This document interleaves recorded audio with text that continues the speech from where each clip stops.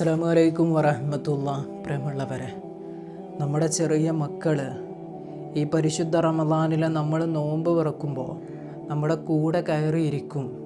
എന്നിട്ട് ആ പാത്രങ്ങളിൽ നിന്നൊക്കെ ഭക്ഷണം എടുത്ത് ഇങ്ങനെ കഴിക്കും. അതും അവരുടെ കുസൃതിയുമൊക്കെ കാണുമ്പോൾ വല്ലാത്തൊരു സന്തോഷമാണ് നമുക്കുണ്ടാവുക. അതുപോലെ തന്നെ പെരുന്നാൾ വരുമ്പോൾ എനിക്ക് ഡ്രസ്സ് വേണമെന്ന് പറഞ്ഞിട്ട് നമ്മുടെ കയ്യിൽ പിടിച്ചിങ്ങനെ തൂങ്ങും നമ്മുടെ മക്കൾ. ഇന്നലെ ഞാനൊരു വാർത്ത കേട്ടു. 2ാം ക്ലാസ്സിൽ പഠിക്കുന്ന 8 വയസ്സ് മാത്രം പ്രായമുള്ള സെൻഹ മറിയം എന്ന് പറയുന്ന ഒരു ചെറിയ പെൺകുട്ടി സ്കൂൾ വാനിൽ നിന്ന് ഇറങ്ങിയിട്ട് ഉമ്മയുടെ വീട്ടിലേക്ക് വാനിൻ്റെ ബാക്കിലൂടെ നടക്കുകയായിരുന്നു. ആ വാൻ ഓടിച്ചിരുന്ന ഡ്രൈവർ വാന് ബാക്കിലേക്ക് എടുത്തപ്പോൾ ആ കുട്ടിയുടെ ശരീരത്തിലൂടെ, അതായത് തലയിലൂടെ ആ വാന് കയറി ഇറങ്ങി. ഇന്നാ ലില്ലാഹി വ ഇന്നാ ഇലൈഹി റാജിഊൻ. ആ പൈതലിൻ്റെ മരണവാർത്തെന്ന് കേട്ടു. ഇന്ന് ജുമുഅക്ക് ശേഷം ആ പെൺകുട്ടിയെ 6 അടി മണ്ണിൻ്റെ അടിയിലേക്ക് യാത്രയാക്കുമെന്നാണ് അറിയാൻ കഴിഞ്ഞത്. ഇപ്പോൾ 6 അടി മണ്ണിൻ്റെ അടിയിലേക്ക് പോയിട്ടുണ്ടാകും. ആ 8 വയസ്സുള്ള അഫ്സൽ എന്ന ആ സഹോദരൻ്റെയും അതുപോലെ തന്നെ സുമയ്യ എന്ന ആ ഉമ്മയുടെ പൊന്നുമകളായ സെൻഹ മറിയം എന്ന് പറയുന്ന ഈ പൈതൽ, അള്ളാഹു ആ കുടുംബത്തിന് ക്ഷമ പ്രദാനം ചെയ്ത് അനുഗ്രഹിക്കുമാറാകട്ടെ. സഹിക്കാൻ കഴിയാത്തൊരു വാർത്തയാണ്. ആ പൈതലിൻ്റെ മരണവാർത്ത അറിഞ്ഞിട്ടും കുഴഞ്ഞു വീണിട്ടുണ്ടാവും.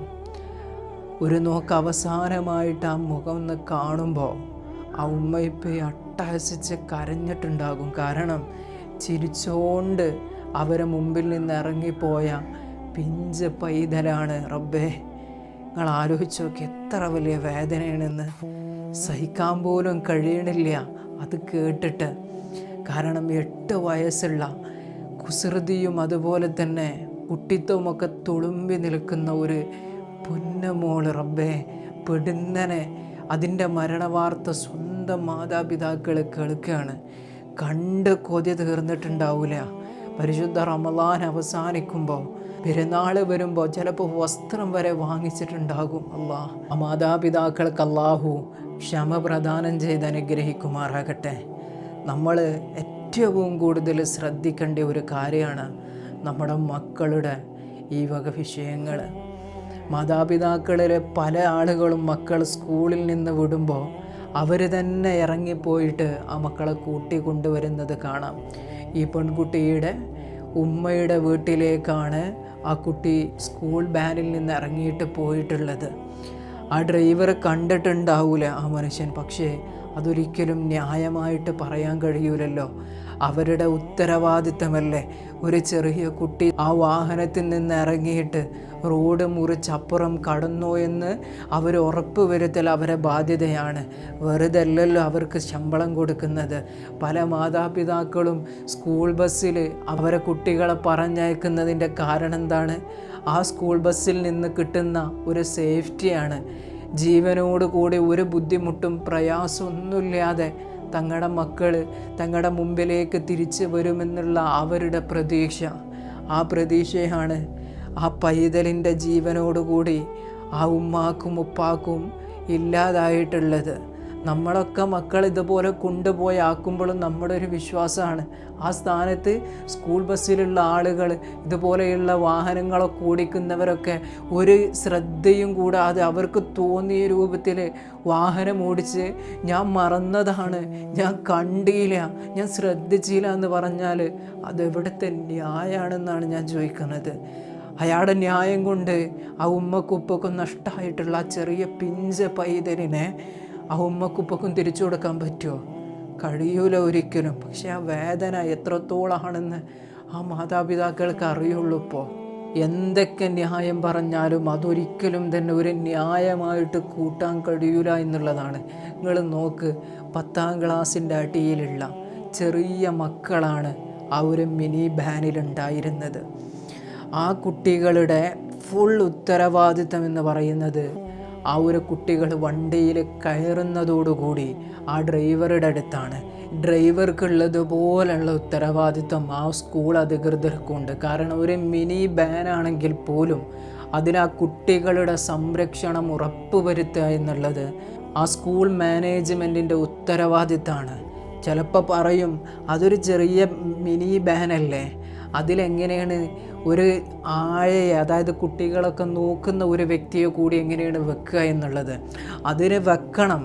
അതിന് കഴിയില്ല എങ്കിൽ നിങ്ങൾ ആ കുട്ടികളെ ഏറ്റെടുക്കാൻ നിൽക്കരുത്. ആ കുട്ടികളുടെ മാതാപിതാക്കൾക്ക് ഉണ്ടാവുന്ന വേദന സ്വന്തം മക്കൾക്കാണ് ഇതുപോലെ ഉണ്ടായതെങ്കിൽ നിങ്ങൾക്ക് മനസ്സിലാക്കാൻ കഴിയുള്ളൂ.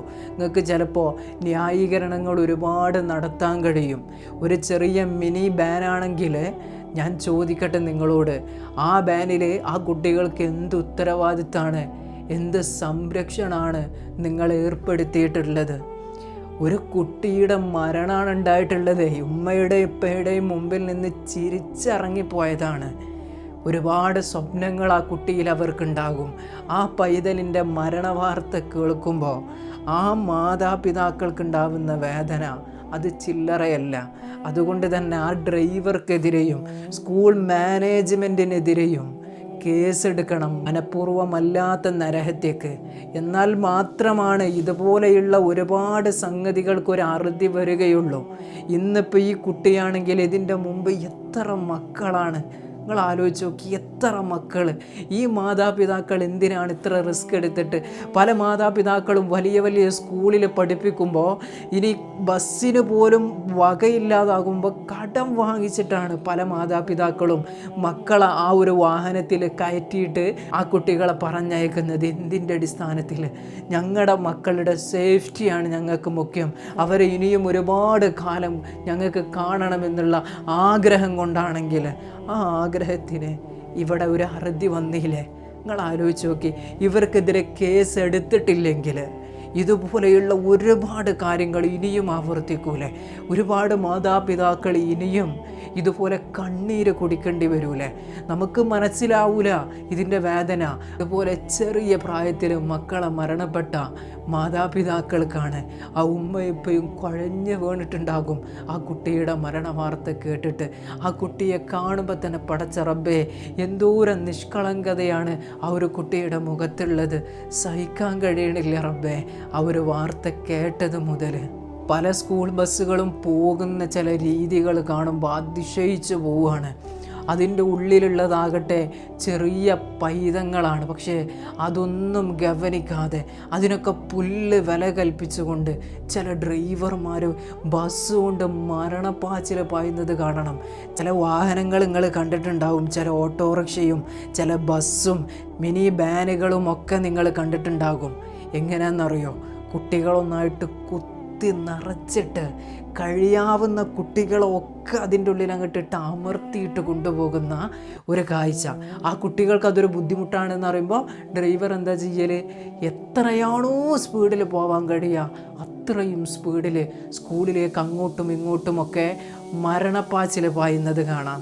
ആ മാതാപിതാക്കൾക്ക് അല്ലാഹു സുബ്ഹാനഹു വ തആല ക്ഷമിക്കാനുള്ള കഴിവ് അല്ലാഹു കൊടുക്കുമാറാകട്ടെ. മാതാപിതാക്കളോട് പറയാനുള്ളത്, അല്ലാഹു നമ്മളെ പരീക്ഷിക്കുമെന്ന് അല്ലാഹു തന്നെ നമ്മളോട് പറഞ്ഞിട്ടുണ്ട്.